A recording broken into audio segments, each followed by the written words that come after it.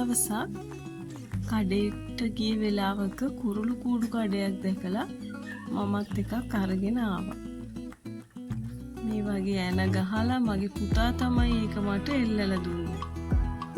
මම කාඩ්බෝඩ් වලින් හදලා කූඩු එල්ලලා තිබ්බට කුරුල්ලෝ ඇවිල්ලා ගියාම ඒක ආයි පාවිච්චිට ගන්න බැරි වෙනවා.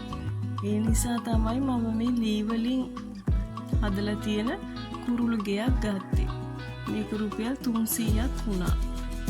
මේක තියෙන බිත්තිය ලස්සන කරගන්න මේ වගේ මල් වැලකුත් එල්ලගත්තා.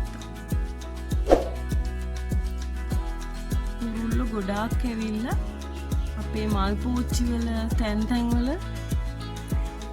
විතර දාලා යනවා.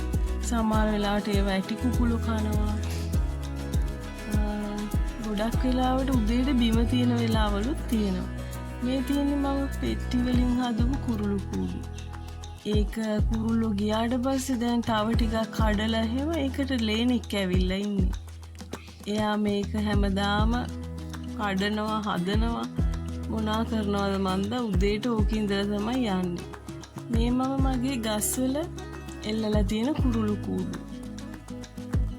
පොඩ්ඩක් වත්ත ලස්සන කරගන්න ගස්වලටත් කුරුළු කූඩු ටිකක් එල්ලුවා. තව කෙනෙක්ට දීලා කන්න, තව කෙනෙක් ගැන හිතන්න, ළමයිට පුරුදු කරන්න තමයි මම මේ දේවල් කරන්නේ. අපේ අම්මත් අපි පොඩි කාලේ ඉස්සෙල්ලාම ඉදන බත් එකෙන් සත්තුන්ට අයින් කරලා තමයි ඉන්නේ. මම දැන් මගේ ගෙදරත් ඒ පුරුද්ද ඒ විදිහටම කරනවා. මේ තියෙන්නේ කුරුල්ලෝ නාන තැන. හවසට දෙමලිච්චෝ පොර කකා මේකේ නාන වෙලාවල් ඕන තරම් තියෙනවා. ඒගොල්ලෝ හරි ආසයි පායන කාලෙට එහෙම මේ වගේ වතුර දැක්කම නාන්න.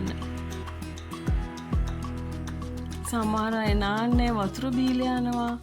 මේකට තමයි මම කුරුල්ලන්ට කෑම දාන්නේ.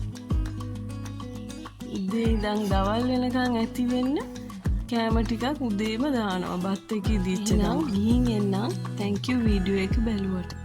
සුබ දවසක්.